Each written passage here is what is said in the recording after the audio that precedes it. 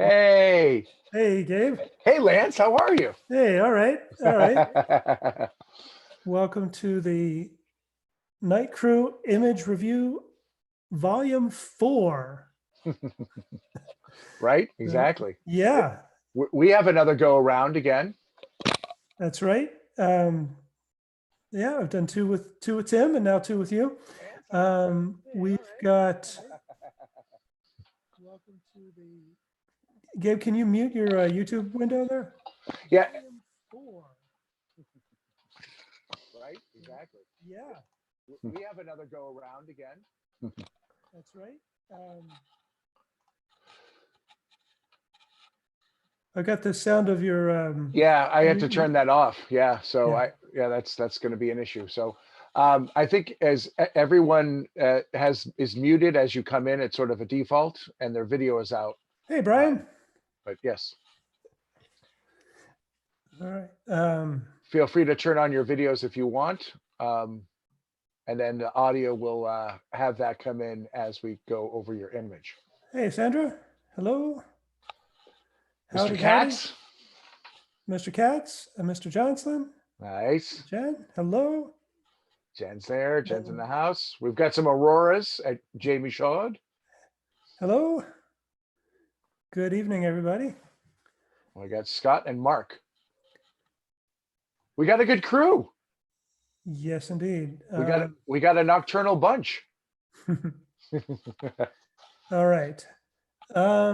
Let's see. Anybody still waiting to get in? Nope. I think we are who we are. So let's see. All right. There's Mark. Okay. And Sandra disappeared and somebody else took her place momentarily. All right. Shall we get started then? Let's do it. Let's do it. Okay, we've got 17 images tonight, including a couple from last week. All right, and I will start tonight. First up is Brian. Whoa! That's what happens when your name begins with a B, right? All right. So let's disable your video if you would. And I'm going to share my screen. And that's the one. And that's the one. Nice. And that's not the one. Get back there. That's the one. All right. It was a sneak preview. Indeed. So, where'd the chat window go? There it is. Yeah. All right. Brian, is that a Lyrids meteor? I think we might have to unmute him. Hold on. Yeah. Let's give him an unmute at least. Boom. Brian, you're unmuted. Yes. Tuesday night shot. Woohoo! All right. Cool. So looks like single long exposure. It's actually 9 4-minute exposures. Nine 4 minutes and one long medium trim. Right in the middle by accident. Cool. Well, I love the way that it is completely, 90 degrees to a perfect 90 degrees to the star trails. I ordered that. Very, very cool. Neat. Well, to me, it looks like everything is working really nicely. Exposure's good, and the foreground looks good, and you can distinguish the different colors in the star trails from the different age of the stars. The framing is strong.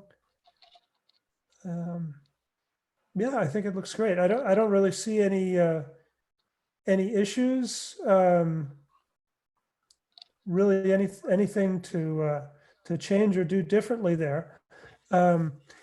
One I actually did a meteor stack last night. 454 exposures, and I only got 7 meteors in like 5.5 hours. But when I put it all together, I could barely see the meteors. They were just, and it was star points. It wasn't star trails. So I was talking to Matt, and he suggested to turn down the overall exposure a little bit, in which case the meteor trail jumped right out.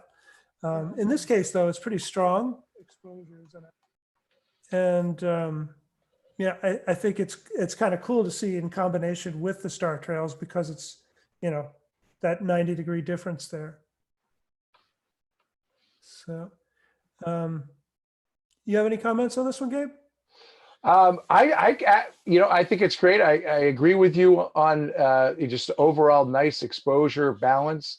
I just wanted to hear about Brian's experience, because this is kind of, we've talked about it all, all week, and you were able to witness it. So I mean, I think it's a great shot.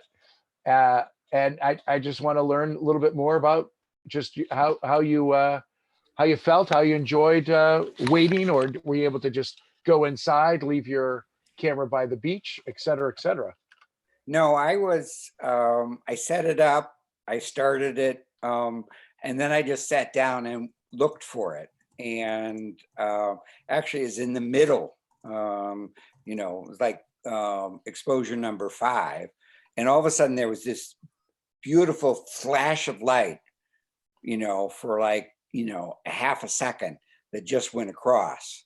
And there were, and then about 5 minutes later, off to the right, unfortunately, there were 2 flashes of light in the same direction, but they weren't in my shot. So Right, I was right. just sitting there watching, waiting for them, and, amazed when I saw them. Were you able to, did you use photo pills at all, or were you just pointing to? Yes. I used photo pills, and I could see where they were coming, where the meteor where the meteors were coming from, and I pointed it in that direction.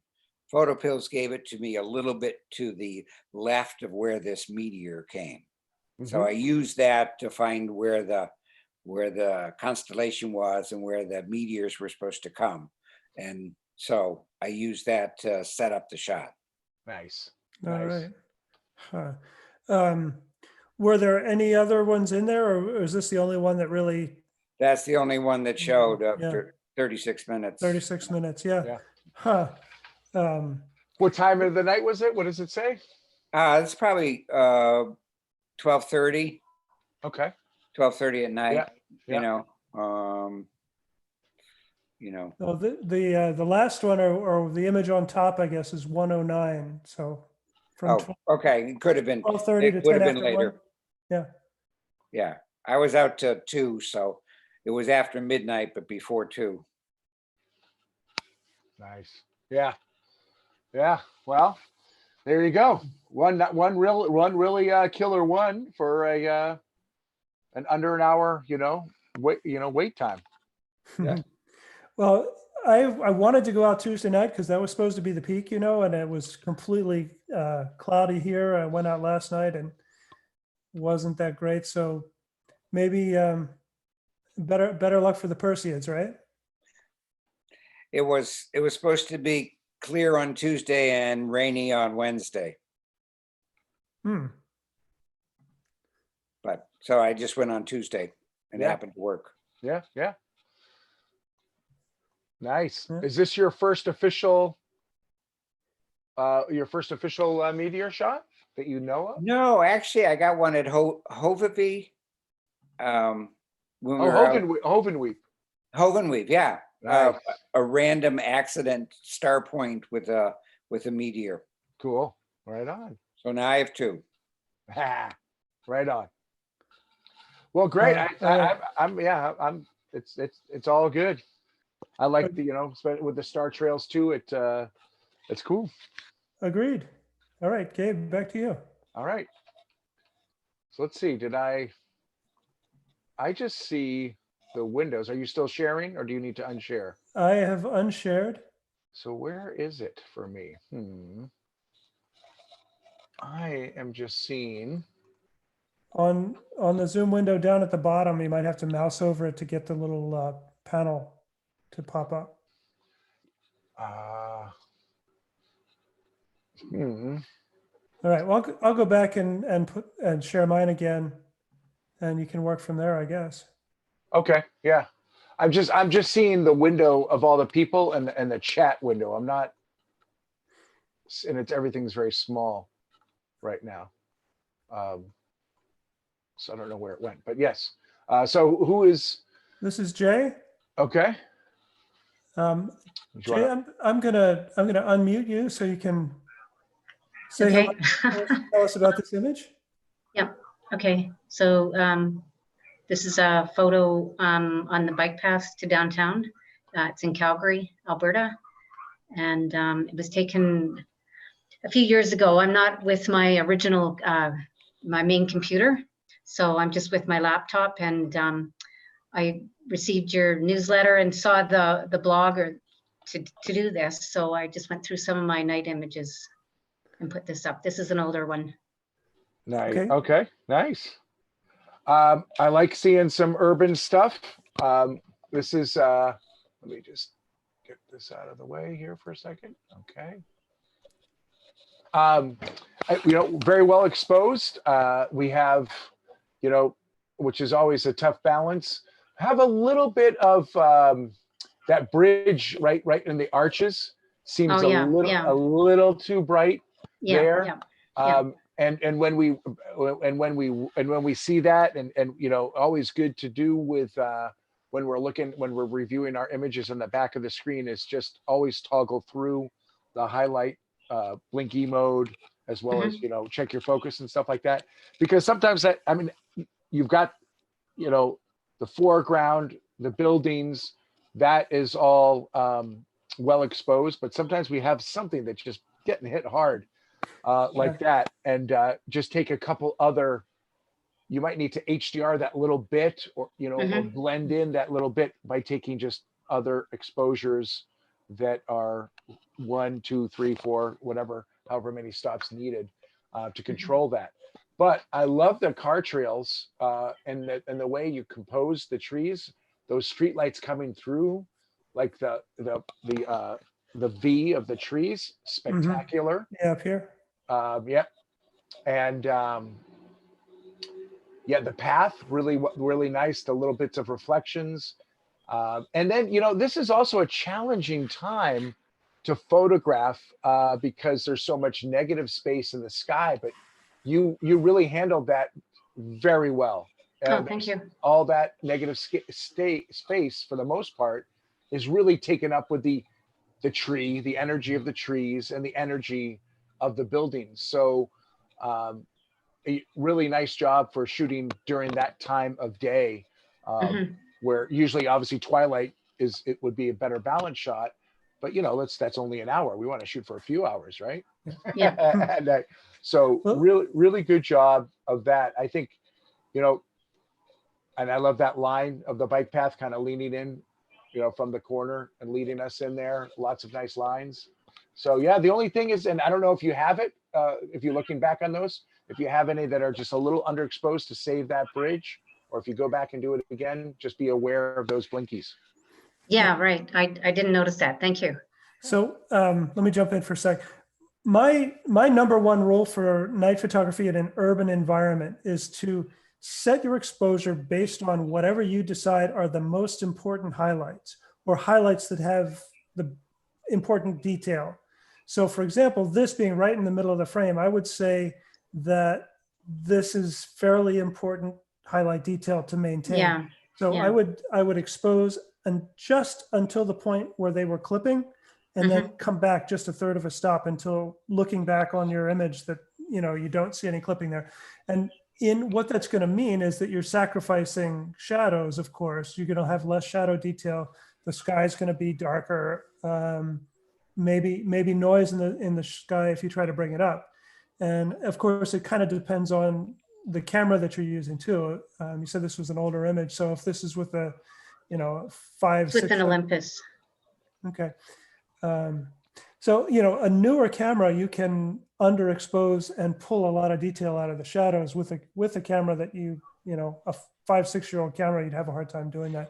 But just remember, expose for the most important highlight detail. Okay, And sure. then, now the other thought on here was, you know, there's a lot of sodium vapor and it's kind of overwhelmingly yellow. So maybe just bringing down the, you know, that white balance a little bit. You could Oh, take okay. the eyedropper tool and click on the tree. That's going to neutralize it.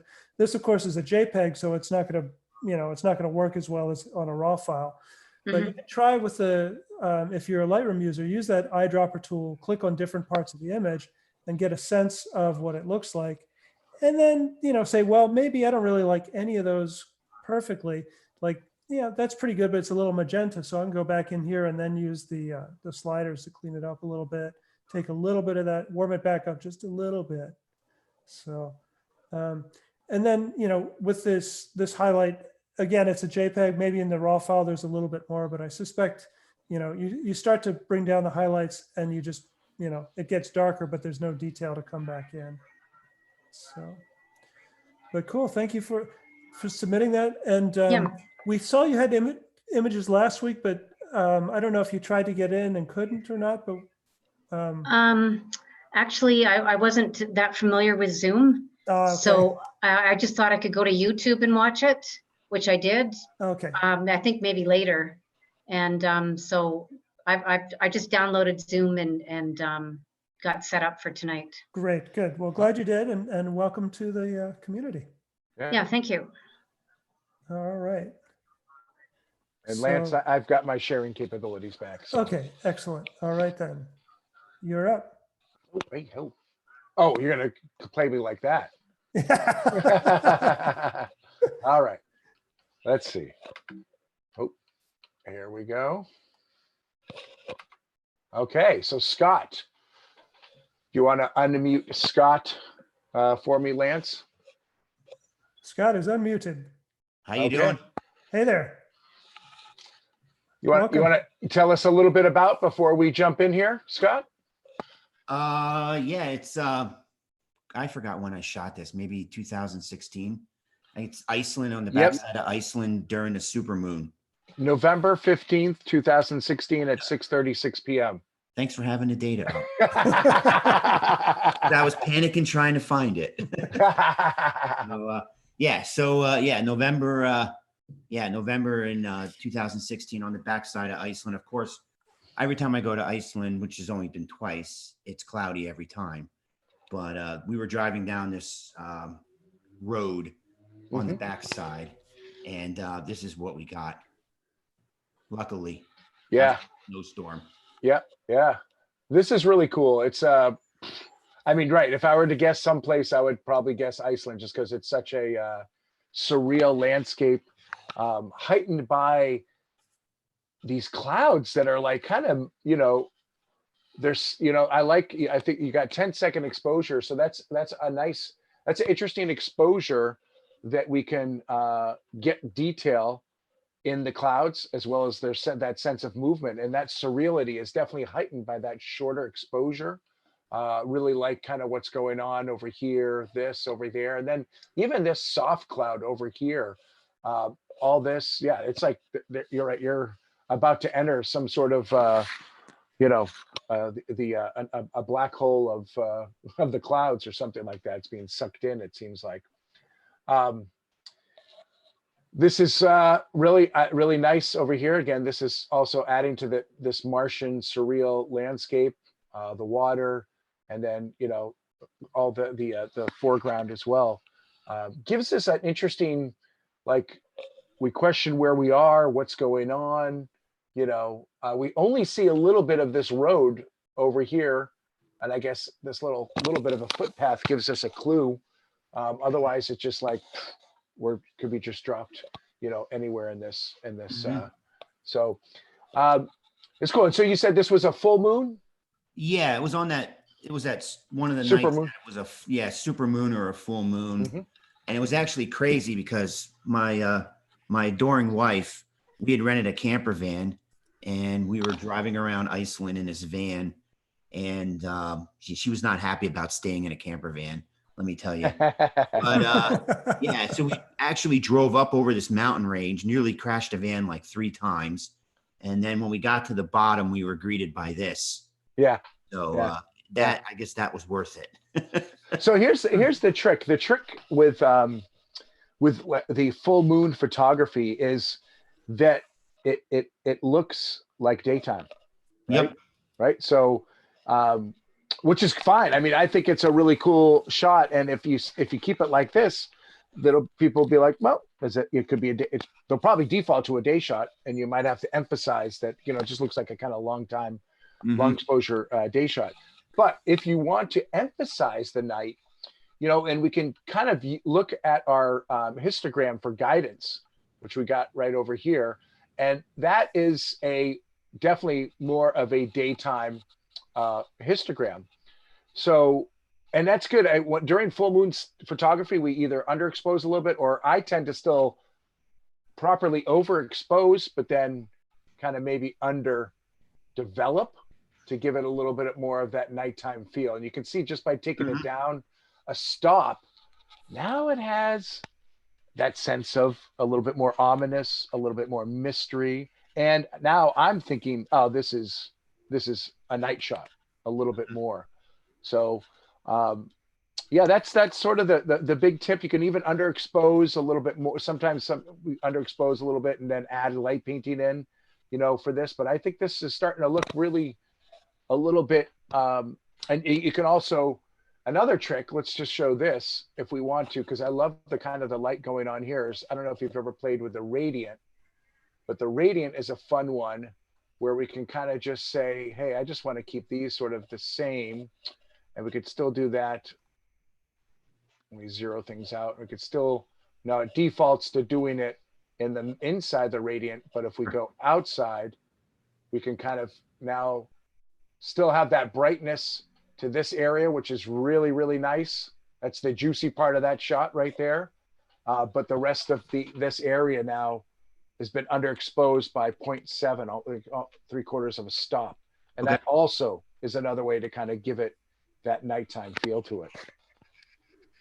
Okay. Yeah, I noticed there's a couple of stars in there. There's just like 3 or 4 that stand out, a couple on the right-hand side and one in the middle. There's a few others in there, but you don't really see it on the full screen. But yeah, it definitely has the first impression of a kind of like an infrared or a red filtered daylight shot. So doing what you can in processing. If it's important to you to make it look like a night image, that's correct. You can do that. The great Michael Kenna, who's I think one of the best night photographers of all time, says that he doesn't differentiate between day and nighttime photography. It's not one or the other. It's just photography, and he doesn't care if his day photos look like night photos or night photos look like day photos. So that's kind of I think a different approach from most people who shoot primarily at night. We tend to want it to be, to scream, hey, I'm taking at night. It's not certainly not a requirement. All of Kenna's stuff is over 10 minutes though. Well, day or night, right? right. Absolutely. Let me ask you guys a question. How do you feel about the crop? I struggle when it comes to cropping my stuff. I don't know why, I just do. I don't mind the crop. I mean, you could look at something like this if you want something more panorama, but I think how you've got these rocks in here and this is all working. But if you did want to go a little bit more panorama, okay, something like that might just bring you in. But yeah, I'm fine. I was fine with this. Okay. How about tightening it up a little bit, taking a little bit off the left-hand side, Gabe? Yeah. Because I think most of the visual interest is like in that the or more in the foreground. Yeah, that's good. And then up here too, or just that on the side. I like the way the water coming in from the lower left-hand corner. So I like down, back down. Yeah, let's keep it on. Yeah. I like the way Yeah, that yeah, little, yeah, because it's adding a lot of depth from the left-hand side, the way that rivulet comes in there. Yep. Um, Cool. so Okay. yeah, definitely, I think, condense it down to what's essential to tell the story. The meat. Yeah. I might also get rid of that star. The more I look at it, this bright little I star. thought about airbrushing that out so Yeah. many times. Yeah. I do it. It's kind of, obviously the cloud kind of just hit it and it's brighter and it's kind of whatever. And it's just, yeah, do it. Another thing I'll mention, can you zoom back in on that again? Yep. That star again, Gabe? So if you can see, there's a little bit of a halo around there. So Yep. the lens that you're using suffers from what's called chromatic aberration, or coma. Oh yeah. And you're shooting it wide open. So typically, coma is something that only shows up with little points of light, generally near the edge of the frame, and generally at maximum or close to the maximum aperture.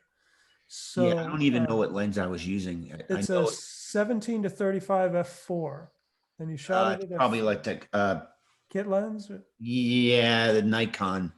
I think the Nikon 17 to 35 maybe. Yeah. Or maybe that was a Tokina. Ugh. Yeah. Yeah. I've gotten better lenses. All right. Okay, cool. But yeah, so when you're using that lens, you need to stop down a little bit more if you're going to do any star points, because you'll have that coma effect. Cool. Cool. Great, guys. Thank you. Yeah, you bet. Thank you. I'm going to stop sharing Okay. and the floor is yours. All right. And look at that. Well, we got the same image. Oh, Hey, how about that? Suzanne. All right. Cool. Another black and white. And I love the geometry of this. This is just really cool with that, all the lines, the shapes. There's so much going on here. And a lot of movement to take your eye all the way around the image, right? So I don't know. I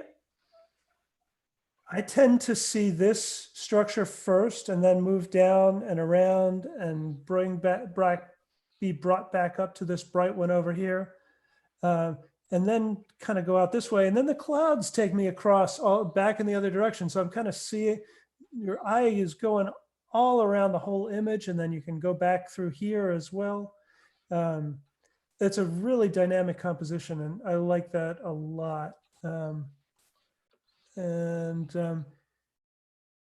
The one comment I want to make, though, I noticed this when I was loading it in. There's a little bit of haloing around the roof lines on the buildings, and Suzanne, I don't know if you were using Lightroom or just doing this in Photoshop. Actually, I used Silver Effects, one of the okay, Silver plugins. Effects. Yeah, so Yeah, it might be like some of their settings might be a little too drastic, so I might have to ratchet that down. Structure in particular will do that. So if you're doing a lot of structure, or if you're doing in the black and white conversion, if you're playing around with the color sliders,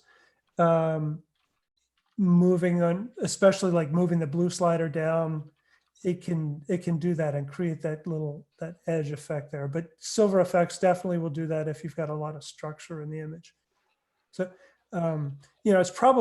it's most noticeable on this line right here, and it kind of shows up in prints too, So where is this one?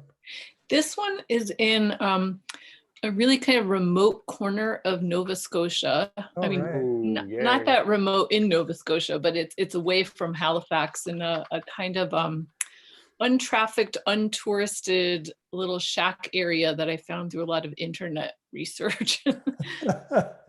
Oh, well, it's an awesome composition. I love it. I'm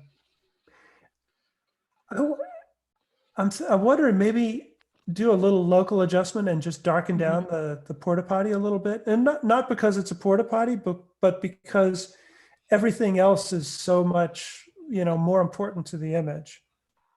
Yeah, I was a little annoyed later, when I realized how prominent the porta potty was, and for a while I thought about photoshopping it, but it's like it's too big for me to Photoshop. There's nothing to put in its place, so I have to kind of live with it. But I could darken it. Yeah, just tone it down a little bit.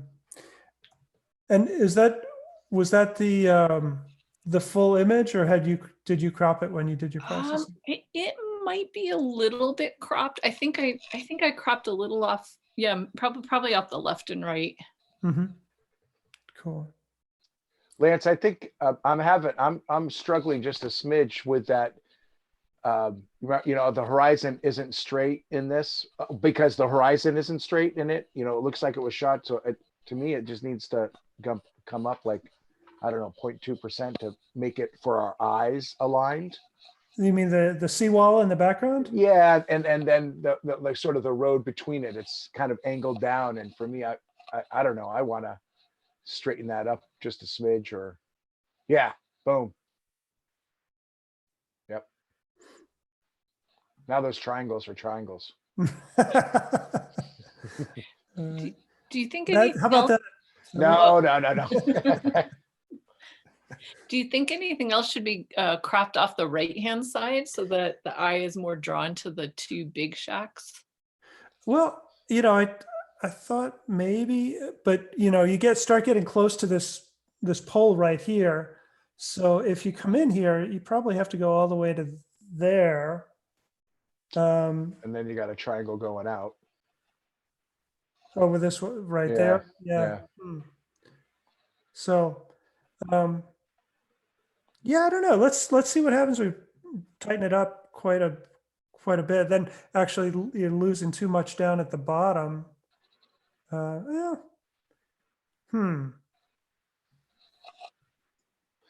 And well, I like you have more sky, all that you get more. I mean, this is a gentler one band of it. I like the kind of the other sky. I don't know. It's a different. This definitely brings you in closer. Mm-hmm.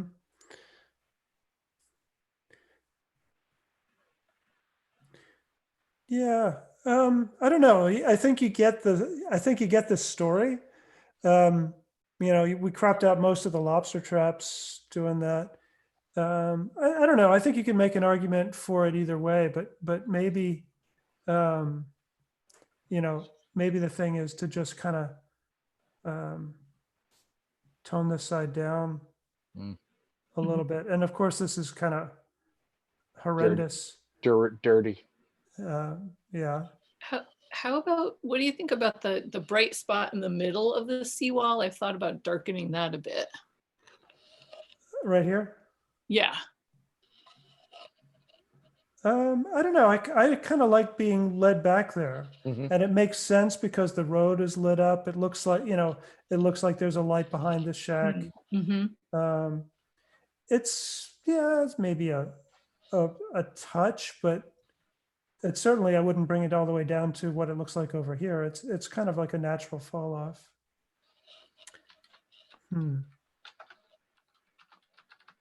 Yeah, I don't know if in your raw file you can effectively tone down this right side a little bit, but I don't know. I think you could make a case for it either way.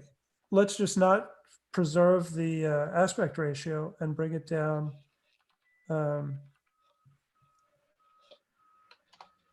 No.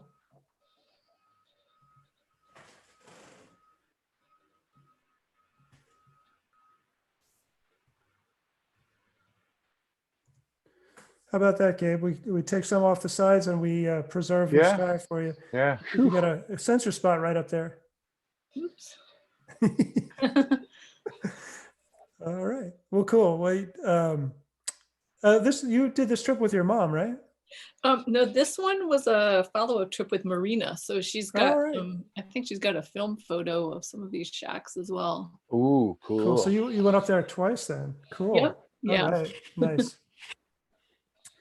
Cool. Well, got me excited to go. yeah. Good to reconnect, and thanks for submitting. Thanks. We will get to everybody who submitted two this week. We'll get to all of your images.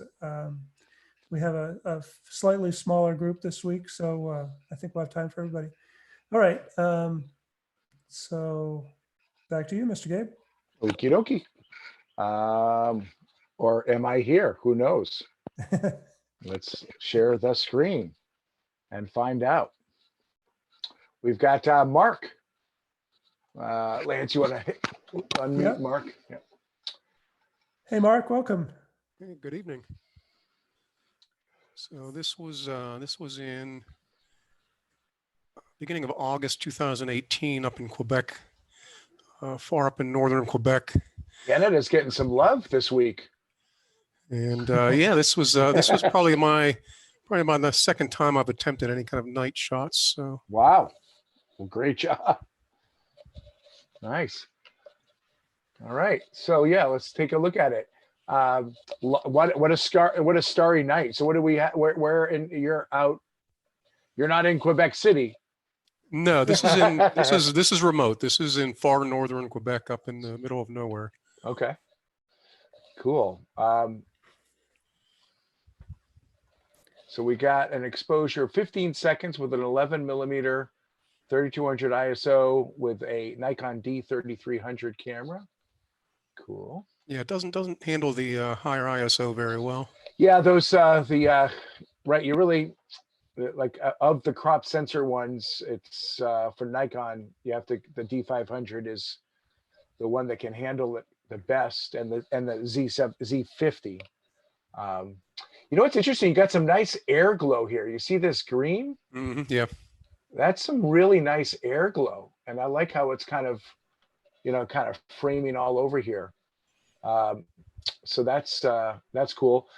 You know, this is tough right here. We have either your friends, family, or they're this other campsite here with this bright light here, and this is really, that's kind of a weird flare thing. I like this. I kind of like what's going on with this flare, but that one is I guess it's just all the smoke from the fire and stuff like that, just reflecting and stuff like that. But in an ideal world, it'd be nice to see that it just looks like a ball, right? In an Right. ideal world, it'd be nice to and have some more of it kind of streaming or something like that. Yeah. Let's take a look in the develop module on a couple things here. Okay. So, right, we've got, just looking at that histogram some more, it looks like, it's noisy because of the 3200 ISO, but we've also brought up that exposure because we needed to. It looks like here's without it, right?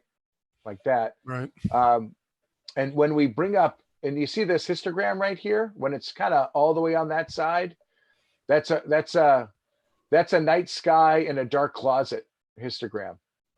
Right. So really, and ideally, we would have you're at 15 seconds, maybe here's the what do you juggle, right? Because you're going to get sharper stars with 15 seconds, but maybe they're going up to 6400 ISO or having a lens that can go open. So we opened it up again. Let's go to. Yeah. Let's It's also see. got the contrast from the campfire too. Yeah. So, right. I mean, you're right to open it up that much because that really brings that information up. But I think we have to handle, let's go down to our noise and see how we're handling that. And so you went up, you went up quite a bit here. And it's still, 51. Let's just play around. Yeah, and notice he's got the masking turned up, which is a good move because it prevents you from sharpening the noise, which you don't want to do.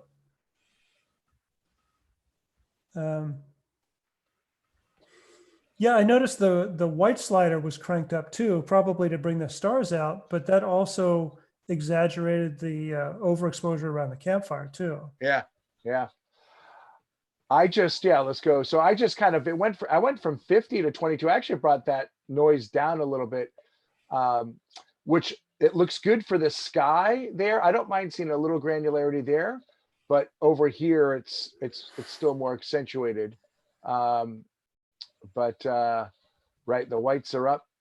Well, so it's if we bring those down, that handles that better. So I think what needs to happen here is we've got a tale of two cities here, or two night elements. We've got the sky, and we've got, you know, the foreground here. And this is a perfect use of the gradient. We just kind of bring up the gradient, and we can work on the what you got. Oh, I stand corrected. So let's see what you did with the gradient. Okay, so I'm going to bring it up a little bit more. So it's kind of going to that there. Okay. And now, so we went up with the exposure. And I just went down with the highlights for some reason, or down further. Let's just, I'm going to knock that exposure off. And let's just see if we go up with maybe just the shadows. Again, using exposure is always going to generate more noise. So if we can kind of work those shadows and highlights first before going to the exposure, you're going to get a little bit of a cleaner. And then this one doesn't need to be 100%. Nothing needs to be 100 sharp on that for there. So that looks better. And then let's jump to this one. And this is just the stars here, where we've got an additional, we got a dehaze and an exposure enhancement too. Okay.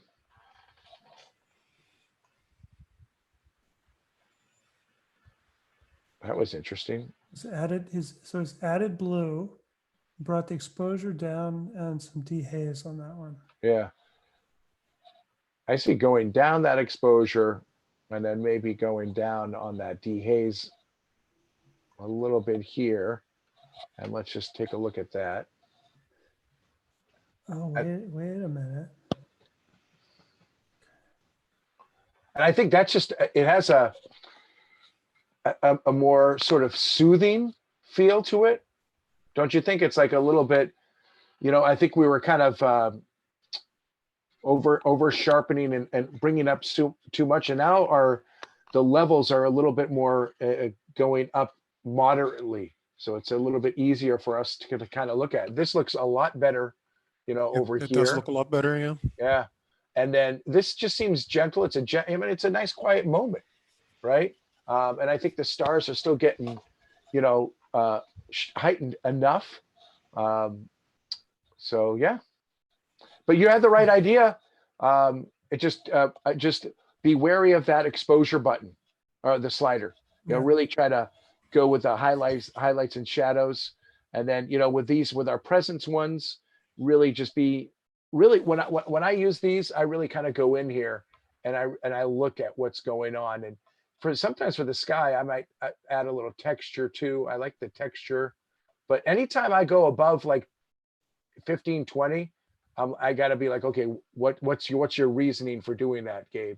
You know, and really pay attention to what it's doing at 100% view. Toggle back and forth between 100% view and the normal view, just to make sure that it's not sort of crunching up other aspects of the image. Yeah, clarity in particular will exaggerate noise in the sky. So you generally a little bit of texture and a little bit of dehaze on a star point, a dark starry sky goes a long way. Yeah, and it's usually a better option than clarity, I think. Cool. But I think you handled this really nicely. For his second night shot. Yeah, no kidding. And yeah, if I kind of knew now what what I know now, I might have tried to expose for the foreground and then done the skies separately. Yeah, that's, you know, that hey, anytime you can do it in one frame, that's awesome. But there's no reason, you know, if combining foreground and sky, why not? Yeah. Are you still shooting with the same camera? I am, yeah. Yeah. Okay. Have you considered upgrading? I have, yeah. I'm trying to figure out what I want to upgrade to. If you're staying with Nikon, I will say that Z750 is a pretty sweet. I was looking at it the other day. It was a 2-lens deal, and that's got a very good sensor on it for a crop sensor. Otherwise, if you want to stay in the Nikon family, that the D750 or the 780, 750, it can be had for $1,000 these days. it's FX, so different lenses. This one, the Z750, could still use the lenses you have. So, Gabe, sorry, which camera? so it's basically the little sibling of the The- Z6 and the Z7. It's the of the APS-C version of the Z6 Z50, not Z50. That's correct. Z50. Okay, cool. All right. Cool. Well, thanks, Mark. Thanks for submitting that. Well, Yeah. thanks for taking a look. Yeah, All right, I'm gonna absolutely. over to you, Lance. Okay.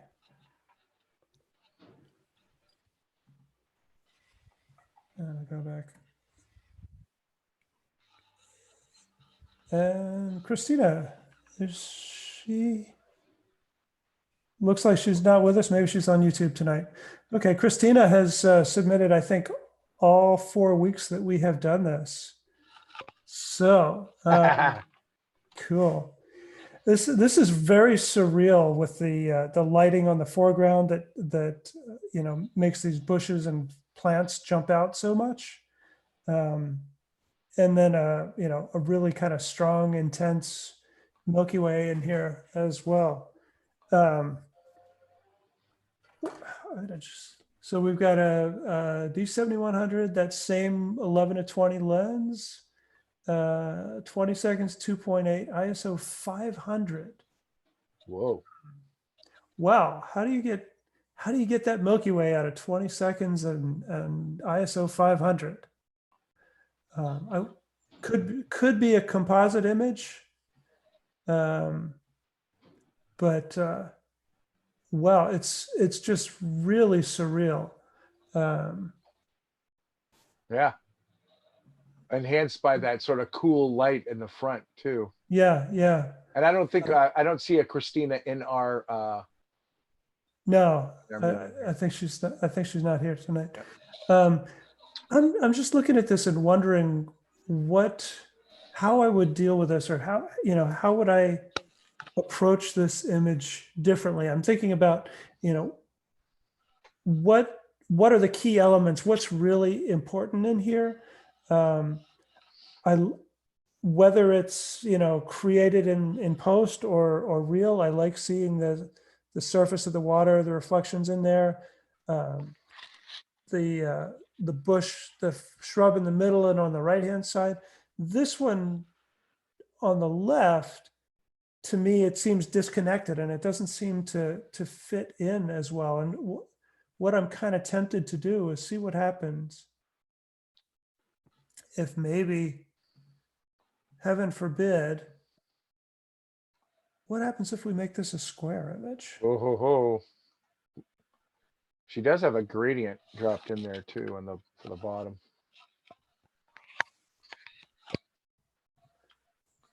Yeah, what's that gradient doing? It was toning down the bottom. Bringing down the, interesting, it's got, So it must have been some Oops. either a headlight or a flashlight. yeah, A loose cannon flashlight. taking magenta out of there, adding exposure and minusing highlights. Interesting. Well, I don't know. I like the effect in there. It's like this, pulsing back and forth between the vibrant plants and the vibrant Milky Way. I don't know. I like this as a square image. It feels more balanced to me. What jumps out at me now is this right here in that corner. Quit jumping around there. What I'm just tempted to do is see what happens when we make that go away. And I'll just do it down and dirty style. And Boom. boom. So now you've got what's happening is the Milky Way brings us down to this light here that's reflecting in the water, and that takes us down here. And then we get this movement and the depth of the foreground, background, and the connection of the water in between. So I don't know. To me, to me, it works much stronger as the square crop. Yeah, I agree. I wish there was a little bit more on the bottom, of course, of that plant. I don't know if there is on the Nope, yeah. on a previous edit, but I just wish I could see where that. I want to see where it's rooted. I agree. Yeah. Little bit more in there. All right. Oh, cool. The Milky Way is a little bit intense. I think most of us at NPAN tend to do a subtler edit on the Milky Way, and but as you like. It's just really kind of intense. All right. So there's our edit on the water. It's just bringing up the shadows in there. Cool. All right. Hoping for a Milky Way reflection. Right. Exactly. All right. Well, thank you, Christina. And back to you, Gabe. Ready? Sweet, I am. Oop. Okay, and Sandra's up. We're back. We're back at Sloss. That's Sloss Furnaces in Birmingham, Alabama, for those who haven't been there. Hey, Sandra, you here? I'm here, yeah. Gotcha. This was from the first trip or the second? You went the second time too, didn't you? Yep, this is the second trip back in August. I don't think I remember seeing this. Cool. So, you like this shot? Me, yeah, I liked it. I worked on it 2 different nights. Okay. So, talk us through it. What drew you to the note to not climb? The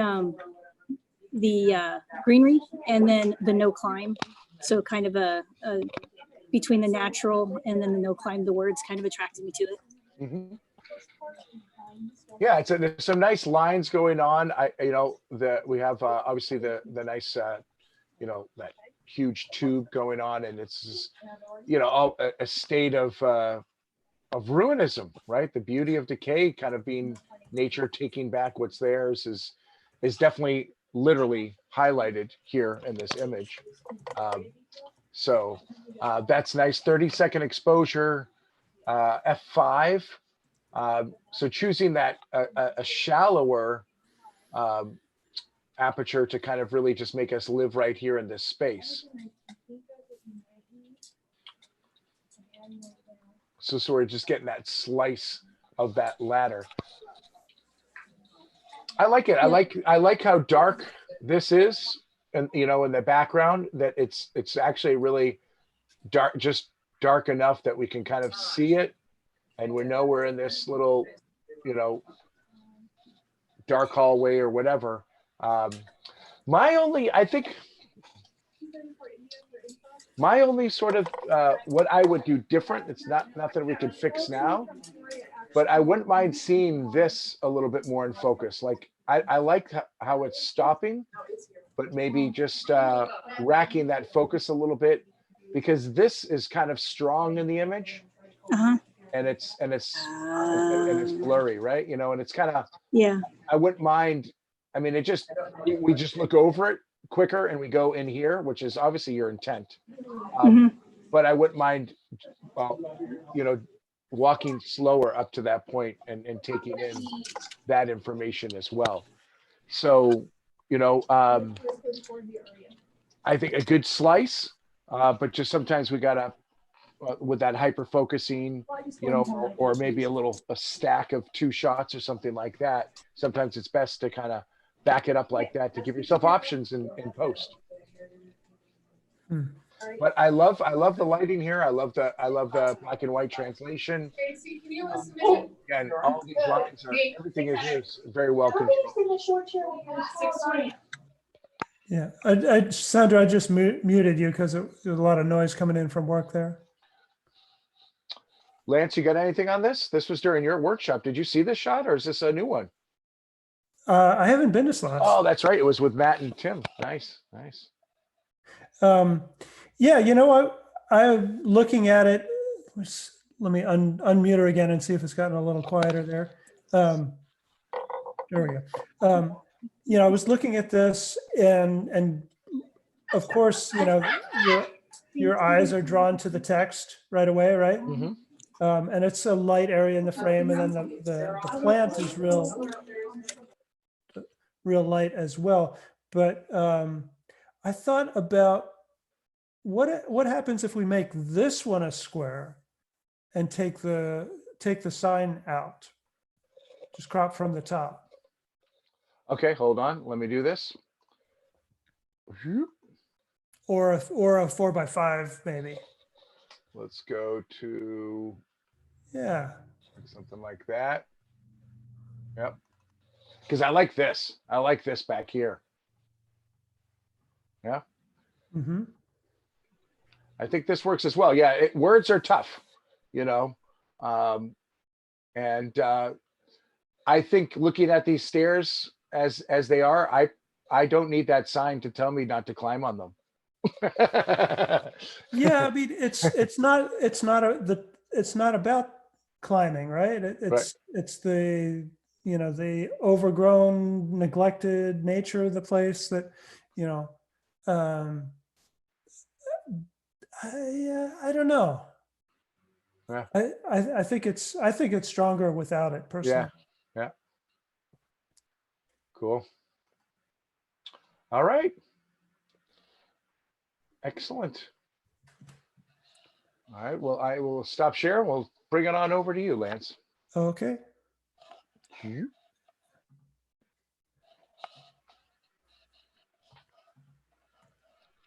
And there we go. Jason. Hey, Jason. Hello. Hey, welcome. Boy, I'm loving this one. This is really, really very cool. I'm not seeing the share screen. I don't know if you. Yeah, Oh, I'm not. Yeah, I don't see it either, Lance. Oh, shoot. There you go. How about now? Okay, you got it? Yep. I know where that is. Is that Gowanus? No, we were there a few weeks ago. Oh, geez. This is is- freaking Norway, you guys? This is Yeah. the Lofoten. This is the Lofoten nobody knows. Yeah. Oh, man. With that amazing landscape and you guys are shooting industrial, I'm impressed. Yep. This was back behind the lodge. So we came back one night and it was raining. So I was kind of just out playing around a little bit. Huh. Well, I think it's awesome, but it's also the kind of thing that my first love shooting.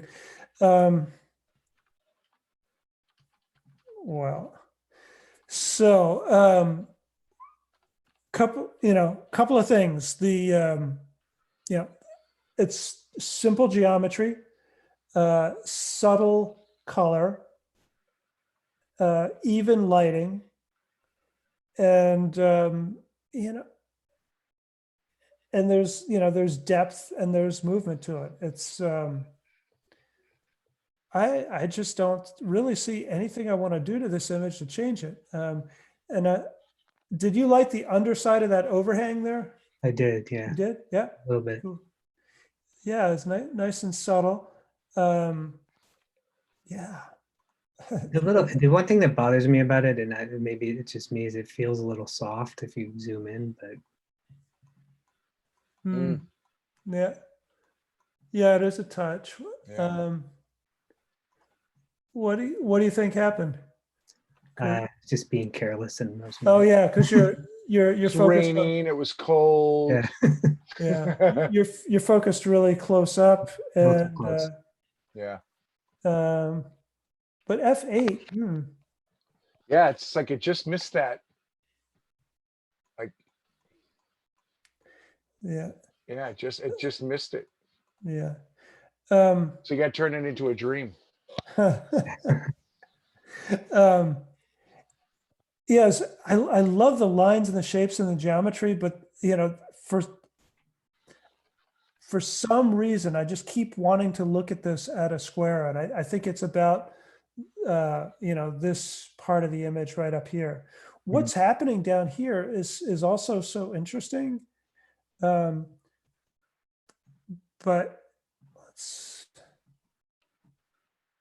what happens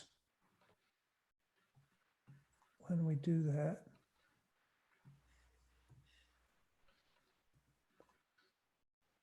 I think it works that way too. You could certainly go either way with it.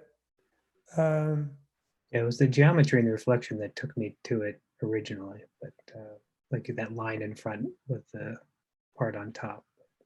And then, the softness of the reflection in the water versus the, the hard angles and lines of the geometry. It's just a really cool place and cool image. And I'm glad that you, had whatever it took to do this on a night when you're going out to shoot the landscape and get rained on. Yeah. I love just the careful consideration of the lines on the ground, just seeing that sort of that really complementary sort of reflection of the sky and that reflection of the water, I think is really, really cool. Just to satisfy the curiosity here. Yeah. Let's look at the bottom. Whoops. And I think that's not as strong. No. But I think it's a testament to a powerful image that there's more than one in the frame there. There's a little bit of flare light. Was that your light, Jason? That's a good question. Over to the left there is the docks, so it's really bright over there. So it might be from there. I was just wondering if you had lit from. It doesn't look like. No, it looks like you lit from further to the left. Yeah, it was just off to my left. Yeah. There's a little bit of flare right on that edge, and then so maybe just tighten it up just a smidge. Yeah.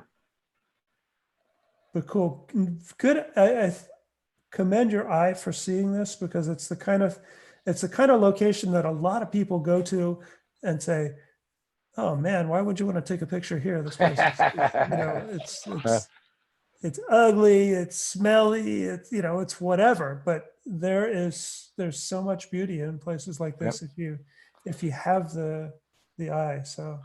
Yeah, and I just check back too on those shots, and maybe one isn't focused, maybe autofocus got left on and just went off or something like that. So check back at I'm sure you have a couple different shots of this one to see which one is the sharpest. Yeah. We got a couple of comments in here. I'm going to just try them. Suzanne is saying, try a crop where the angles end at the bottom. So is that like here? I don't know. I think that bottom is pretty unique. I could see getting rid of that, but this line right here, that just creates this. Yep. A lot of it mirrors the top. It really mirrors that top. Yeah, exactly. Yeah. All right. And then Brian is suggesting perhaps look at it in black and white. Which of course means that we then want to go and look at it, as a high contrast image. It definitely has potential that way. I don't know. I like that sort of painterly. Yeah. You could do this as a black and white. I really like the subtlety of the colors in here. Yeah. Sandra likes the black and white better. I did look a little bit black and white, but I like you. I kind of saved the color, but it looks probably worth exploring again. Yeah. There's just a subtlety of the tones and the quality of the lighting that I think, I don't know, it really works for me. Cool. All right. So the next image We're back to Suzanne and on to Gabe. Boom. All right, Suzanne, let's get you unmuted. Where are you? I got her. Okay, cool. Are you taking us back up to what, Nova Scotia again? I am. So if you remember that seawall in the back of the other shot, this is this is what you get to when you walk along the seawall. Oh my God, we got to put those two pictures together. so the fishing, the lobster traps are kind of over here, right? Yeah, they're kind of on the left and you know, to the left back of the frame. My goodness, this is such a cool house. I mean, I hope you spent hours here. It seems like you did. Yeah, a few hours. And as Lance knows, one of my favorite photo subjects is shacks. So I'm drawn to them wherever I can find them. All right, so we got a 610. We're shooting this 20 millimeter. Okay, 5.6, and for a couple minutes. All right. I really like this shot a lot. I am curious. I like the wide angle of it, but I'm this area, like from here to here, is kind of, I think would benefit from being toned down so that we can really just have this be the brightest, you know, kind of part on it. There's a couple different ways we can do it. Let's throw maybe a gradient, like a kind of a interesting shaped gradient there. And let's just take it that, and then just kind of like that, just a little bit like that. Yeah, I like it. I like it. And you're still getting the path, because I think the path is cool. But now that it's just, now the brightness is kind of right here. And if maybe hit that with a brush, just with a little bit, just to kind of, again, bring down the highlights just a smidge like that. And now this is kind of, it still has that detail and stuff to it, but you have this really is really kind of standing out and popping even more so, and really cool. I mean, yeah, this is a shingly shack. Sure Yeah. And this is it was an example of one of those nights where you go out shooting thinking you're going to get some great star trails or something, and you get there and realize that you're pretty much socked in with clouds. But I think the clouds really added to the images I got that evening. Yeah, totally. I would maybe remove this little bit right here. I think that's that's sort of an unnatural, like, this is cool. I like this, like, sort of speckled, you know, clouds. And I like this over here, and I like this, but this one just sort of almost like a flare. Yeah. There it is. It's a flare. We got some flare there. Yeah, you know, thinking back, it could have been like droplets on the lens, because I think a little bit of rain had started. Boom, done. There you go. Let me ask both of you guys. Suzanne, did you consider cloning out the dotted line wire? And Gabe, what do you think about that as a? So yeah, it's like, it's like is it like a wrapped? It looks like it's wrapped or somehow. Twisted. Yeah, it's like a double twist or something. Black and white. But there's also something I'm wondering, like, what's going on over here. And it's I think there might be some over clarification in the sky. A little more of that silver FX. Yeah. I think just if you go back and process this, okay, here's the thing. If we take those wires out, that's an easy thing to do. But I think these wires are such a character to the scene. I don't know. It's sort of a different story. I mean, this one is definitely easy to clone out. But right now they are being heightened too much, right? This seems unnatural right here. See that little, like, it's a glow around it. This one seems like it's wrapped, but it is kind of still being sharpened too much. See how this one's brighter, but it's just calmer. Yeah. right? You know, but this one is because it has that contrast. That contrast is being magnified by something, I guess, in silver effects. So probably the structure. So look at what structure is doing to that, and with I think you're going to look at your midtones in the structure, and really in silver effects go to 100% with that structure, because our skies don't need as much structure, you know. So I would really, and the sky's looking pretty good, but right here I just zoom into this 100% and really toggle back and forth with the structure and silver effects to see if that kind of settles it down a little bit more. Yeah, I will give that a try. I kind of like the upper one because it mirrors the angle from both the seawall and the cloud and kind of the pathway. So I kind of liked all those angles over there. Yeah, I mean, you obviously chose to this angle and are including it and stuff like that. And I mean, it's a really interesting wire, and it's like, what is it bringing to the shack anyways? Is it power? Is it, you know, telephone? What, you know, what kind of electricity or whatever? And it's just and it's going out to nowhere. So I think it's part of the storytelling, but I think we just gotta bring it back just a smidge. Yeah, the top one is so strong. Mm-hmm. You know, it's clearly a leading line, and it takes us in, but maybe even just toning it down a little bit as it goes further and further out of the frame, not make it go away. Just it's you know, I think it's going both ways. It's bringing us in and also back out again.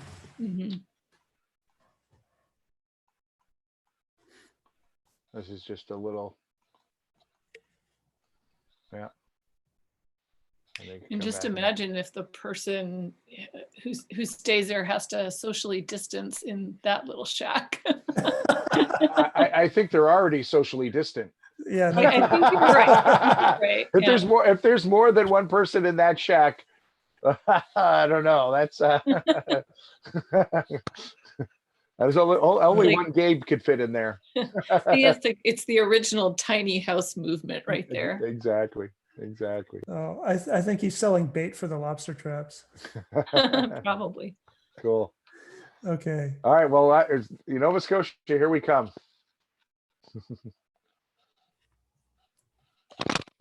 All right, and Mark is next up, and we are back in the West. All right. Let me unmute you.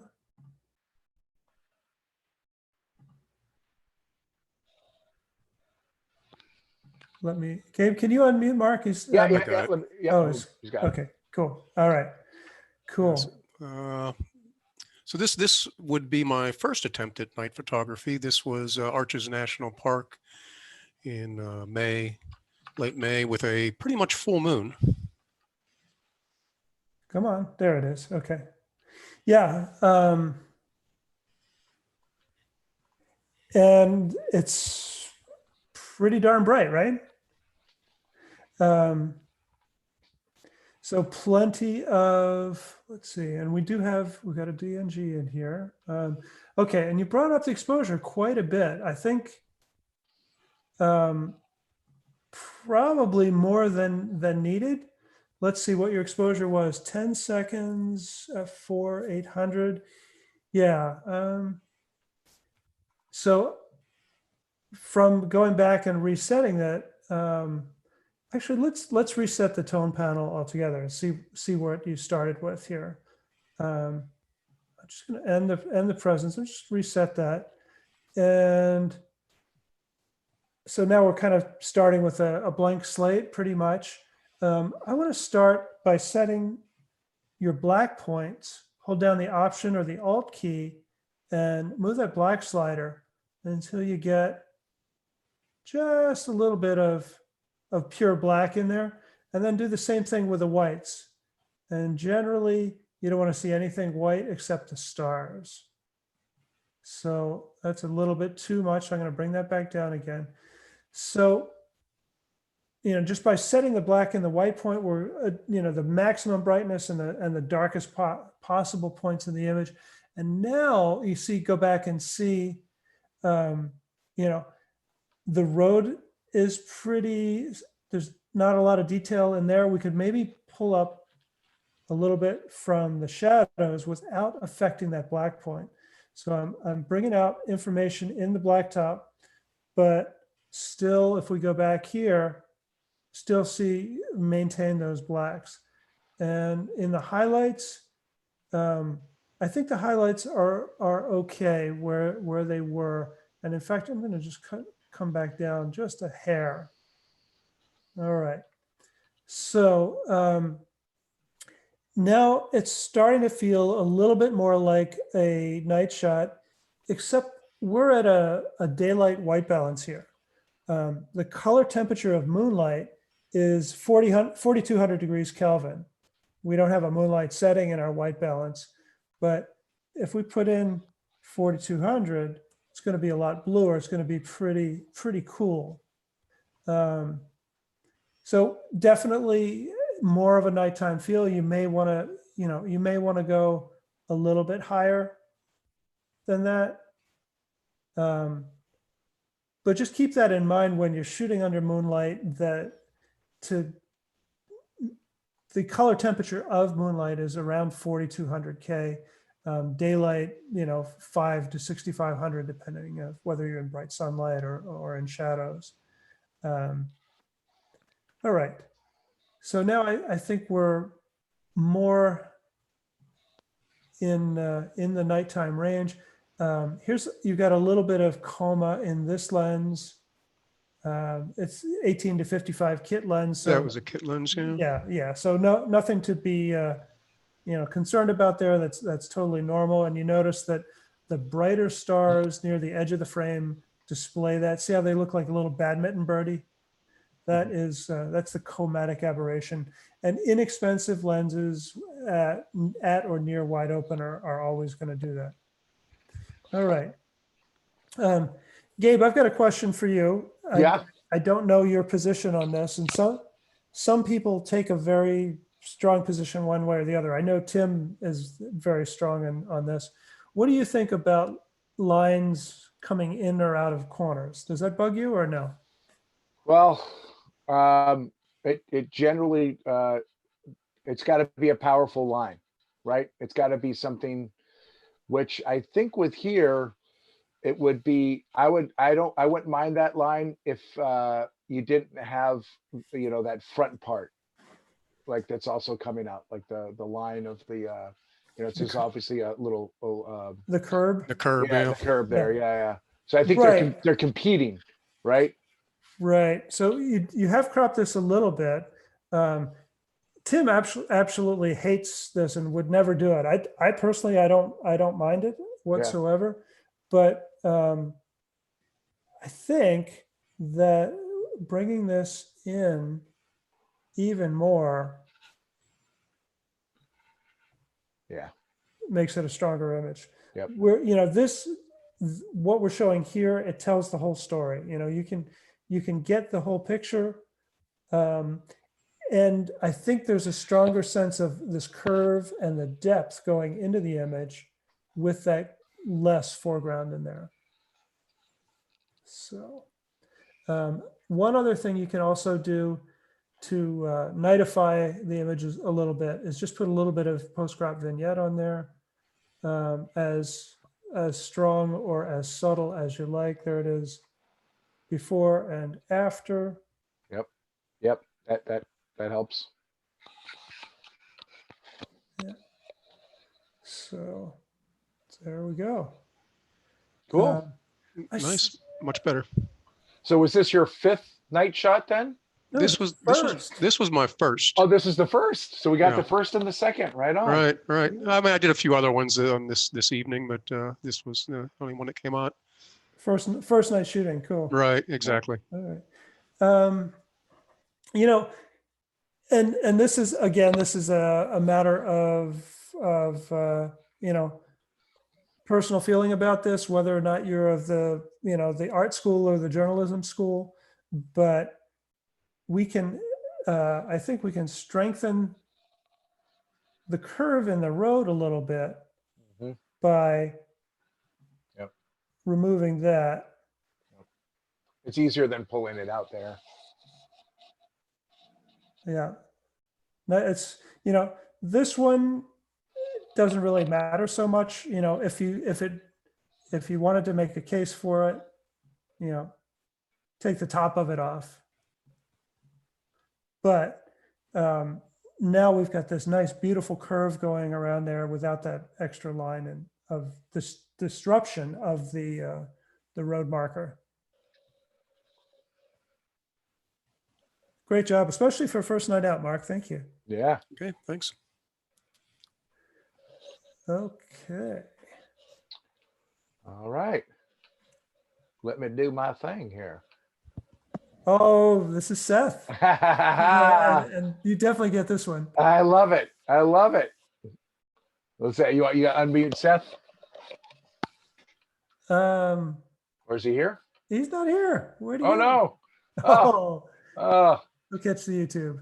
All right. Well, I hope this shot, it definitely seems like it was inspired by my Don Quixote shot from the blog. And this is really cool that we have each in our house some wooden, Don Quixote sculptures. So really cool. And this one has got like the spotlight effect, which a totally other different way to interpret it. And the shadows really make it, that you got that. And here's the cool thing. Right now, the shadows are sort of just like almost mirror shadows. It would have been interesting. And I wonder if Seth has shadows from different angles so that we could, experiment with making the shadows 2 to 10 times bigger than the subject, or making them smaller, this, that. So much fun that can be had here. Given the shot we have, I think it's good, but I think it just needs a little more massaging just to kind of, I think, emphasize that. I think it's right now it actually needs to be just a touch more dramatic. And really I would just kind of focus in on our highlights and shadows. So I'd actually go up with the highlights and really amplify that spotlight effect. And I might go up also with the shadows just to get a little bit more information, especially down here, but then balance that by kind of creating a stronger, richer contrast by going down with the blacks to get those deep, dark, rich blacks. And the whites, yeah, just to create maybe, let's see, obviously that's too much, but maybe something around there just to kind of create, so leave the whites where they are, but just to kind of create a little bit more punch to it, because it's obviously that's sort of the lighting that we're going for, and wonderful textures going on in here. Let's just see. We can play around. It's obviously it's a little bit warm. I might just kind of, it seems a touch green too, so kind of going a little bit more there.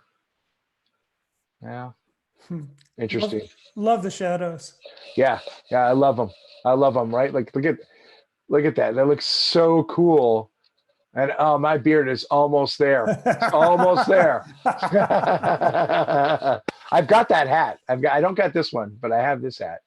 But this is awesome. I'm thrilled to see this in here. And I wouldn't mind even seeing a couple more takes of it, just to see. Because I also wonder, I wouldn't mind seeing obviously a little bit more of the legs here. It's a little kind of tight down here. So I wondered if there was any backed off shots. This was shot at a 50 millimeter lens, f/16, right? And I don't see not a lot of zoom, but right, we're pretty close in there for it. So I wonder if there was some backed up ones as well, or cropped. Is there a crop here? Nope. Is it as The one thing I wanted to see was moving the light just a tiny bit to the right. Yeah. Would separate. Put it on the horse. Make that hot spot on the horse's nose. Hmm. Like You know, like right here, this has been the hottest part. Have Yeah, it being over here. yeah. I want to separate the lance from the shadow of the head. Yeah, over here. Yeah. Yeah. Yeah, I mean, this is when I did this for the blog, I spent a long time with just doing these little product shots and lighting them different ways, doing it soft, doing it hard. I had so much fun. It was such an experimentation to kind of just play around and see where, see where what you could do and create these sort of, this is a very dramatic and stage lighting, right? It's not cinematic. It's more that's just that stage drama, which is really, really cool. So there's so many different effects to play with. You could just play with him alone and practice Rembrandt light painting, Yeah. on him. Cool. So yeah, Cool. All right. awesome. Okay. You're up. No, Jason is up. And are we back in Lofoten again? That's the other side. All right. Lance, I tell you, you might like this as your backyard. Yeah, no kidding. Let me, yeah, let's see. I got him. You got him. Cool. Yeah. All right. Really well controlled exposure here. That's just great. So I'm not sure if you were using that, important highlights as a stopping point on the exposure here, but back down in here, there is no clipping. That's maybe here, but that's clearly, if it is clipped, it's not important highlight detail, but I like seeing everything here on the ground and in there. So even brought it up a little bit, and yeah, oh, that's great. And it's a kind of a non-traditional aspect ratio, neither square nor 4:5 nor 2:3. And A lot on the left, but yeah. didn't like that structure on the left. What keeps catching my eye is this cable or wire or rope or whatever that is right there, close to the edge of the frame. So how about, let's see. And then also we've got this, the walkway up here that ends. So how about if we just bring that in just to there.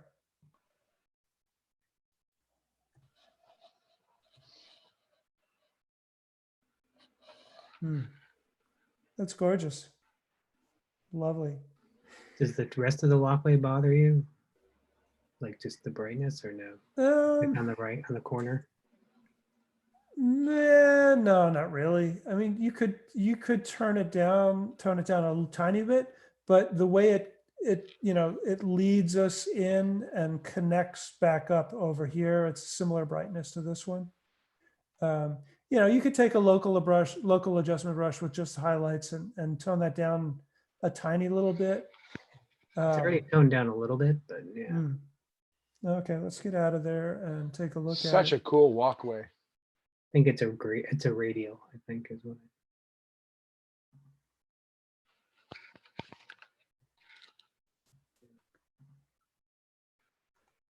Yeah, so you got your highlights brought down a bit. Okay, take it down. Yeah. Yeah, I think it's fine. So I'm curious, what, Sandra's asking where this is. This is Lofoten in Norway. Yep. What made you use a radial gradient on here rather than a local adjustment brush? I go back and forth, but I actually like using the radial gradients a lot. I don't know. Sometimes I actually feel like the depending on what I'm doing, that the feathering is a little bit better than if I'm on a brush. But it depends on if I'm using any of the rangefinder masks or not. But yeah, I was going to ask her, do you use it with the range mask? Sometimes, yeah, it depends on what I use them, not on that one, but yeah. Yeah, on this one, if you're just going for highlights, then you probably don't need it. But yeah, I noticed, yeah, you've got a bunch of them in there. Huh. Yeah, this one has more than, sometimes I'm using the brush and just, this one happens to be a lot of radials. Yeah, I think it's an underutilized tool, and it's kind of funny because it's something that I was wishing that Lightroom would come out with for a long time before they actually did. And now that it's here, I don't use it all that often. But, I just wanted a vignette with a draggable center point, and then they gave us this tool that's so much more powerful. Mm-hmm. Yep. But yeah, it's gorgeous. And I tell you, man, if you go and Google Lofoten for images, you're not going to see anything. So I love that. Yeah. There's like, that one famous vantage point that you see so often. Yeah, And yeah. We've got our Aurora picks too. I don't. well, good. It's good to have variety. Yep.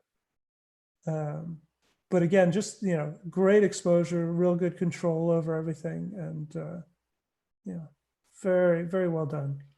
Nice. Thank you. Thanks.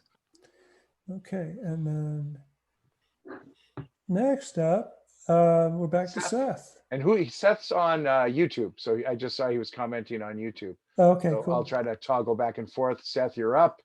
I will, say some things and then shoot over to YouTube to check in on you. Another cool shot. Somebody is having fun inside. And Somebody's stuck inside. I wonder. well, making the most of it, right? Making the most of it. And right, automatically I'm drawn to kind of the movement here, which I love. It's really cool. And 45 seconds. Wow, that looks shorter than 45 seconds. Well, but just must have, when he was hitting it with a light painting, obviously is where it's kind of, so there's probably 2 or 3 passes with the light painting that's kind of highlighting that. Oh my God, this down here, I just noticed this. Pendulum. That is really cool. Like, I love how, this is such a, a gear, a sprocket, and then this one is right. The pendulum, the movement there is just captured beautifully.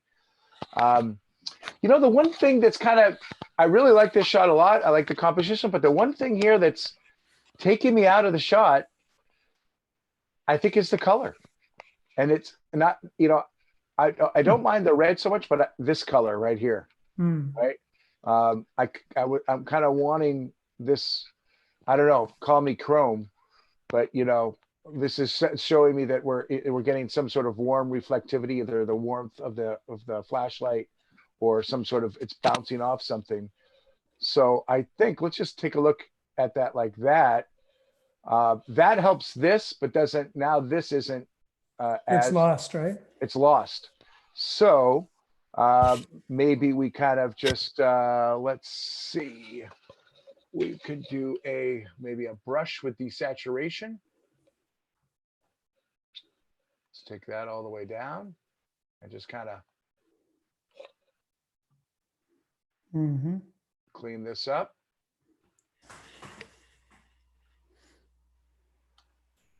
And boom, right? Doesn't that, now it's easier to go around, the gear here. And I do like that red. I like that a lot. I might come in, this is a little hotter over here, this kind of like speaker foam. So I might come in with a new brush and just take my highlights down a little bit and kind of just tone that down just a little bit over there and over there. And then boom. And let me just look at this crop. I think it kind of wants to be a little bit more even. Like that. And I really like this. Let's go check, see what Seth's saying on YouTube. I wonder if he made it. Light painting, trying to get the red second. Yep, boom, with the pendulum. Seth, did you make this clock? Yeah, he's like that? Would not surprise me. Oh, he's like 10 seconds behind us. Oh, that's right. I'm just cropping it. 30 seconds there. Okay. Yeah. We're running a little bit long. We've got 3 or 4 more images. Cool. So let me stop sharing. I love that shot though. Great job. Cool. All right. And okay. Oh, did you ask? Did you get? Yes, Sandra, this is the same one from last week, right? Yeah, it is. Yeah, okay, it's not a re-edit. Okay. All right, then we will go on to Hadley. Oh, I love this shot. I love it. I love it. Good evening, Hadley. Hi, guys. Hey. Yeah, is this your own backyard? Indeed, it is. This is my backyard, downtown Davis, California. All right, cool. We should have a workshop there. It looks beautiful. No kidding. It's funny at first glance, I don't really notice this, I guess it's a bird bath, right? I didn't notice that it's a peacock or a rooster, but the shape of it, just kind of leads us up and into the sky, and it's going the opposite direction or kind of complementing the star trails there. So that's just super cool. I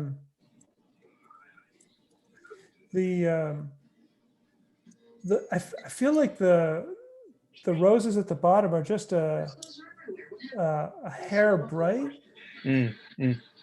And my thought is to just grab a gradient and drag it up from the bottom to about there. Nothing on it right now. Let's just bring down the highlights a bit.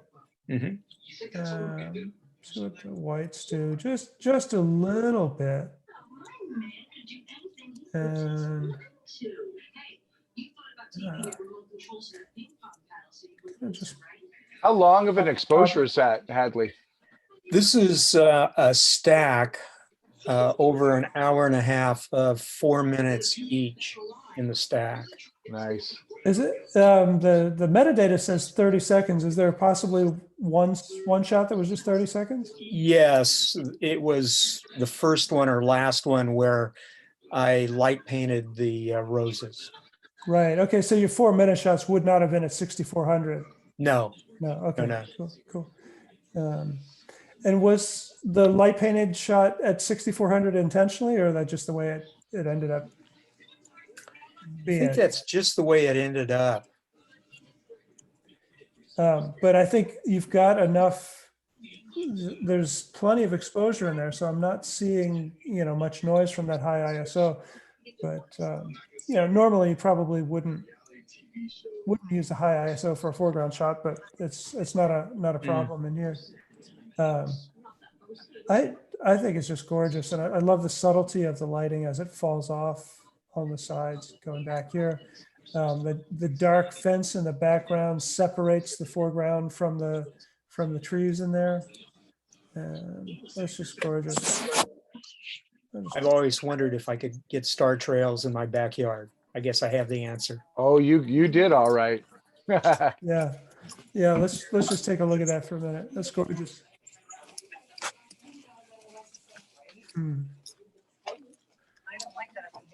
Sweet. All right. I don't have any other criticism. I think it's just great. I love the window in the sky. It's really so nicely balanced, Hadley. When I saw this come in, and I was just I remember you were bummed that we didn't get to it last week. Yep. I was. Now, we've moved on for you guys in here. These are a couple of the images from last week that we didn't get to. So, all right. One last look at this image, and I don't know if this is realistic to try to do that. Yeah, that works. That works. I don't know if you zoom into 100%. Wow, believable, isn't it? At some garden. Yeah. Oh, there is some long exposure noise in the deep shadows in the fence there. Mm, But didn't catch so those. do you remember, was it a pretty warm night? It was not. No. Hmm, interesting. Yeah, see those little red, Mhm. green Yep. hot Mhm. pixels in there from the, and that would not be from the 6400 30-second exposure. That would be from the longer ones. Because that's long exposure noise from hot pixels. But I'll go back and check that. yeah, and you can't use your Lener, long exposure noise reduction, when you're doing stacks like this, of course.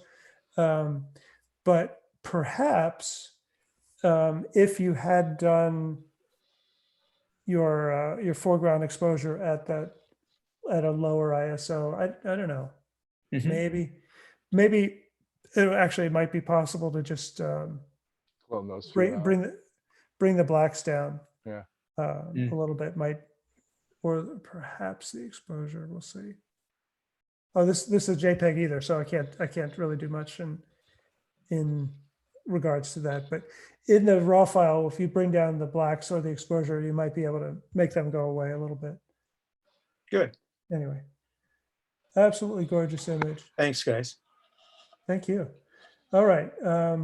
Two more. Yeah. We're in the home stretch. All right. So Judy is not here tonight, but she said she's going to watch it on YouTube tomorrow. Cool. All This right. was from last week. I love it. Fireflies. What a dance. Fireflies and lightning, right? Yeah. Wow. What a dance. What a magical moment. Really, really cool. And we're kind of, I think it's what, in another month or so, it's I think it's May. It obviously depends where you are. But the firefly season is coming. Hadley, get any fireflies in your backyard? This is cool. This is a really cool dance. And what a contrast from that foreground to the sky there. Let's take a look. So we got 1600, 40 millimeter, f5, 20 seconds. Oop. Oop. What'd I do here? There you go. There we go. Whew. That was close. Let's go into my develop. And so let's take a look at this crop, which it looks like, right, we got rid of, It is what it is. it is what it is. Right. And I might just bring it down a little bit, because really, where's this action? The action is all right here, obviously where the firefly, and then this crack up here. Yeah, it's additional space, but I would just kind of let us play within there just a little bit more. This one also might be, because we don't want to really, obviously, we have some silhouette of this and a lot of that negative space, but I think we can, if I use the texture, that might kind of, look how that just nicely brings out those fireflies, especially in the black, in the so that sort of negative area right in there. Kind of just makes them pop a little bit more. Hey, A Gabe, little, yep. Lancify this for me. Yeah, we're gonna Lancify this for sure. So here we are. I'm gonna do it the Gabeify way. I know you use the you like using the regular one. I like using the I'm a fan of the radial. We invert that. Let's just bring it up. And then And yeah. you got a minus saturation on there. Yeah, let's boom, boom, boom. Yeah, boom, boom. Yeah. Exactly. And just kind of, oh yeah. Oh yeah. There we go. And that's just right. That keeps us in that dance even more. Yeah, it makes them jump right out. Yep. And these are such, it's like, these are like the worst kind of, that's like your highlighter color gone bad, like with a touch of acid on it. It's always such a tricky one, like to play around with the color balances and stuff like that.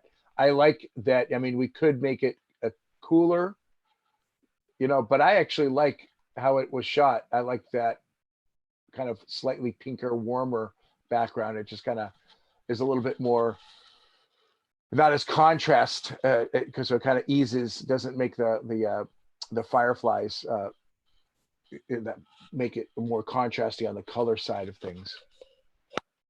But really cool, really special. And if you guys have, you know, a firefly either stuck in your house like Matt did and took a 2-hour exposure in his bedroom, or if you can get out to the woods a little bit and at night with and there's some fireflies, this can be so magical.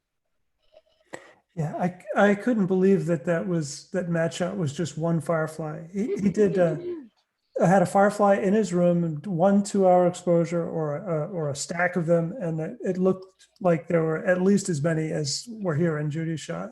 Yeah, So, yeah. He shared that on if you want to, on the blog chat, because I asked him to share it on the blog chat when we did the living room lung exposures. So really cool.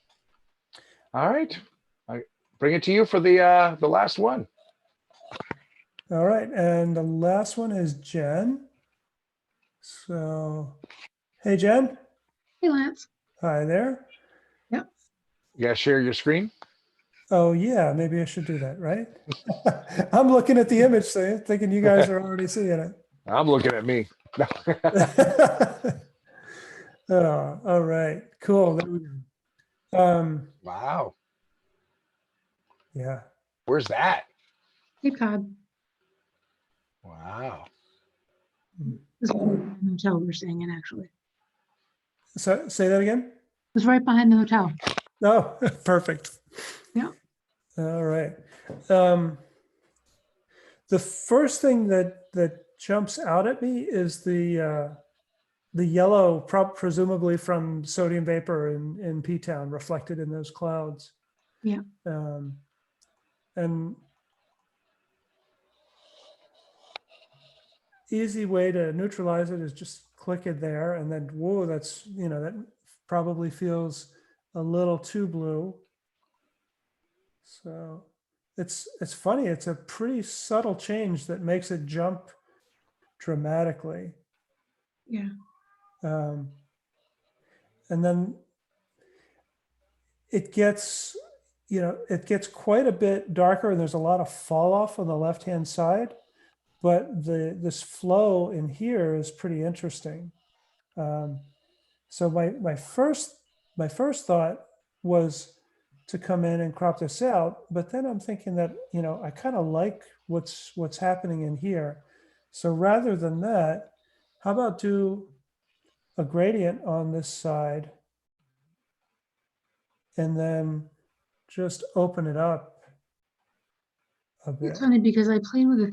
There was a strong light from the hotel, so across the grasses, and I had to take that down. Oh, in here? Yeah. Yeah. Mm-hmm. Yeah.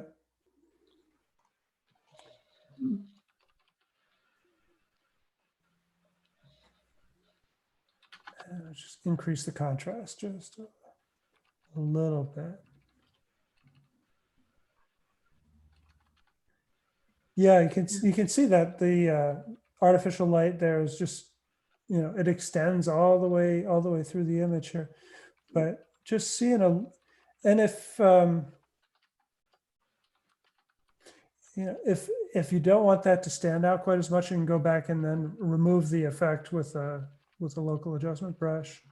Oh, and there's your brush. Yep. Okay, which you brought down the exposure. Okay. So yeah, I can also try highlights a little bit. The way you've got it, I certainly don't find it bothersome in any way. But it did kind of feel like the image dropped off the left-hand side with it just kind of going dark, because the sky is more clear, so there's less light in the sky. It's not reflecting down on the ground as much. And I like what you did. Yeah, it's cool. Yeah, get out of the lights out mode here. I love the confluence. That water movement is just, and right, that the mini estuaries reaching out. That's so cool. Yeah. Thanks. Um, I struggled with it because I originally had done it because I wanted it for the sky, but the bottom was so interesting. So I struggled with how to crop it for a while. Mm. This is where I finally landed.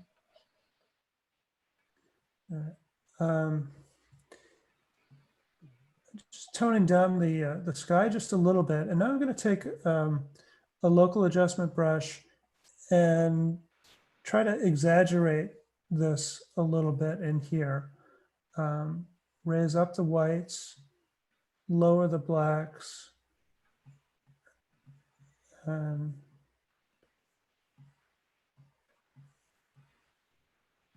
Just kind of, whoa, not that one. Hello. Not that one.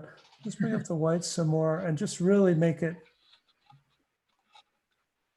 I'm gonna back off the blacks a little bit, but just, mostly it's bringing up the whites in here, so you get more of this contrast, and make it scream. I like that. Possibly, yeah. You can clearly go too far, but I think it shows you what it's a soft and kind of subtle, gentle image, so you don't want to go too crazy on it. But what's really special about it is all the tidal action that's happening in here. So let's exaggerate that a little bit. Cool. All right, just taking a quick look at maybe also extra points for removing any light sources at the edges. I'm not seeing light sources at the edges. I was looking at the chat window, one of the comments there. Cool. Well, let's go out with a full frame view of this lovely view of the Cape Cod Province lands. I love it as a panorama. I really Yeah. do. Yeah. So I like that choice. But yeah, I think you could. It's very painterly soft, and I think you could go in there if you want to explore it and just kind of gently brush, a few of these things in. Take your time and kind of really just subtly bring out some of those highlights and shadows. Bring down those shadows or raise up some shadows a little bit to kind of paint it to your pleasure. Mm-hmm. And you know what? We didn't. I didn't think to look at this as. Did you look at this as a black and white image? I did not. Yeah. It has merit, doesn't it? Yes, it should be explored. Yeah. Yeah. I will definitely spend some time with that. Yeah. Yeah, indeed. Look at that. I've been recently, for some reason or another, looking at mostly desaturated images like this. This is down to and started playing around with doing black and white conversions, just using the saturation slider, and then going in and putting a little bit of sepia on top of it. So it's got this subtle little bit of green in there, little bit of blue. It's kind of yeah. You could call it split tone, I guess, or Yeah. you can just go all the way. I actually like the way using the desaturation slider works on for a black and white conversion. It does a darn good job. Yeah, agreed. All right. So shall we unmute everyone and yeah, let's unmute everybody. And so you're gonna stop sharing your screen.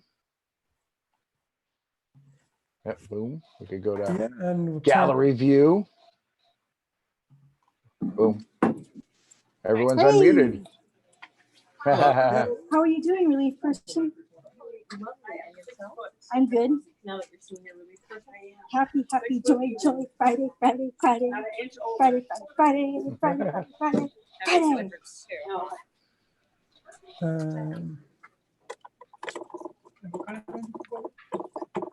All right. So Wait, where did this come from? Jason, do you have a virtual background of an office behind you? I do. You really want to Reference be back to stuck me. behind the office more? Okay. I've been switching it up every day for my office meetings. So. Nice. Oh, man. I can't seem to uncloak my own video. Is that you behind there? Yeah. I don't know. How funny. That's weird. Let's see if we can do it somewhere else. Oh, wait, hold on. Your video is off. I know, I'm having a hard time figuring out how to turn it on. Is it in the lower left-hand corner? Go check it out There there. we go. There we go. There we go. Yeah. Hey, All right. I'm blue tonight. Well, thanks everyone. This was great tonight. Really, some really fun images. Canada was very well represented. That's right. So I think we're going. We got to plan that. All right. Well, as is our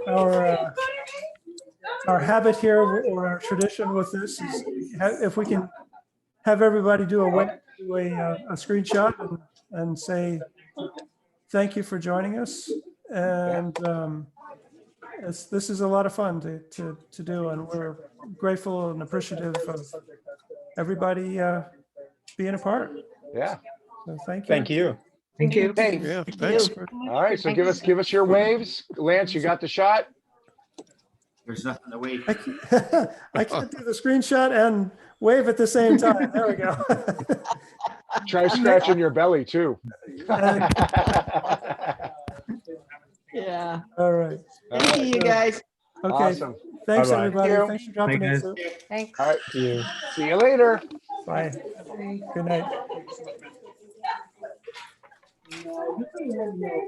All right.